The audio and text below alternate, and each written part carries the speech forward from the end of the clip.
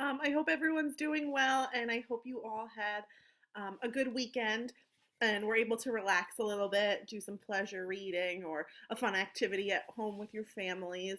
But we are going to continue reading another chapter in The Chocolate Touch. And I know last week when I read chapter 5, we I talked about a little bit of the vocabulary in the book and how some of the words were technically older terms that we may not know or may not use as much now. And I couldn't find the date or the year when the book was written in my last video, but I did look it up. And this book was written in 1952. So this book was written quite a few years ago. I think over like 70 years ago. So um, there is going to be some vocabulary words in here that you might hear that we don't use, that we don't know, that we might use differently now. So if we run into that while reading a chapter, I will try to explain the word so it makes sense, okay? But we are going to read chapter 6 in The Chocolate Touch. And in chapter 5, I believe John was at school. He was taking a math test. And he started chewing on his pencil during the test. And we all know what's happening to John now. Everything he eats or drinks turns into chocolate.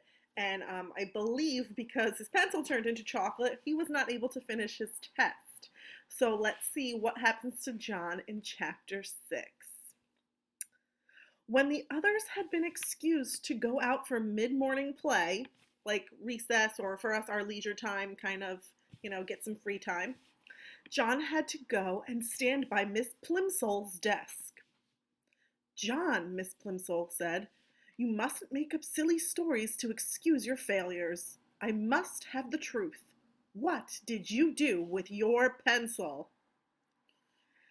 "This is it," John said, showing Miss Plimsoll the pointed stick of chocolate. "Really, it is. It's changed."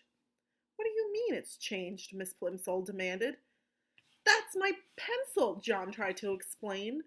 "Only it isn't the same anymore. Nothing stays the same today if I put it into my mouth. The same thing happened when I chewed my gloves. They were chocolate too."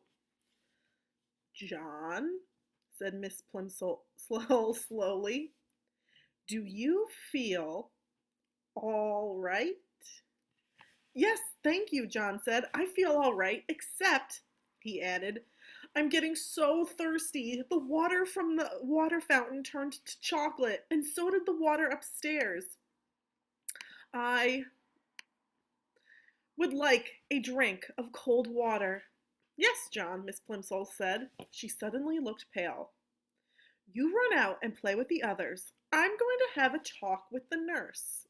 And John," Miss Plimsoll said, as he started toward the classroom door, "here's another pencil. Be a good boy and try not to lose it. I'm afraid you'll have to keep this piece of chocolate until school's out. I'll have to keep this piece of chocolate until school's out.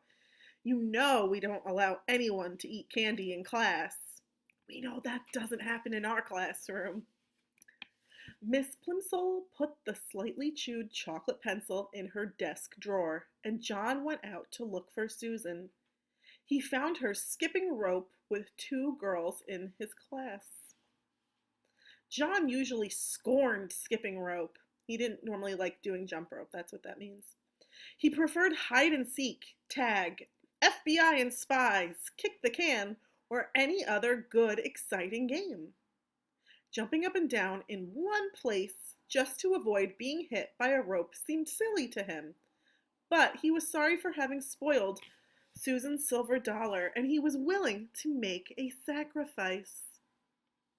"Susan," he said. Susan continued to bounce on one foot as her two friends swung the rope over and under, over and under, over and under her. She didn't seem to notice John. "I'll skip with you," he offered. Susan stopped, and the rope was caught by her shins. "Let's try the doubles, backwards," she said, but not to John. She ignored John. "You go first, Betty. Ellen, you go second. I'll go last. The one who does it the most times gets the first slice of my birthday cake. Susan looked at John, raised her eyebrows, shut her eyes, and stuck out the tip of her pink tongue. Then she turned back to the girls and smiled. Ellen whispered in Betty's ear, and Betty whispered in Susan's ear. Then all three of them looked at John and at each other again and burst out laughing. "Oh, Susan," John protested. "I didn't mean to do it. The trouble is, there's something magic about me today. Everything I put in my mouth turns to chocolate." The girls giggled. "You wouldn't like it," said John, who was beginning to feel sorrier for himself than he had ever felt before. "I think it's getting worse," he added reproachfully. "At first, just the part in my mouth turned to chocolate, but when I nibbled at the end of my pencil, the whole pencil changed." "Pooh!" Susan said. The others hooted with glee. "Maybe I'll get sick and die," John warned. "Maybe I'll turn to chocolate myself. Then you'll be sorry." "I don't believe one word about the chocolate," Susan said. "And if it was true, you'd be glad because all you ever like eating is chocolate." "If you don't believe me," John retorted, "just give me that skipping rope and I'll prove it." I don't know. And there they are, John and the three girls. The girls looked questioningly at each other for an instant. But as they hesitated, the bell rang and it was time to go back to the classroom. The rest of the morning passed slowly for John. He was afraid that his mother was going to be cross about the missing gloves. If someone says, "I'm afraid someone's going to be cross," that means upset or mad. Cross is another word for mad. She may not accept the excuse that he had eaten them. He regretted his messed up arithmetic test. He was sad about Susan's anger and disbelief, and he was getting terribly thirsty.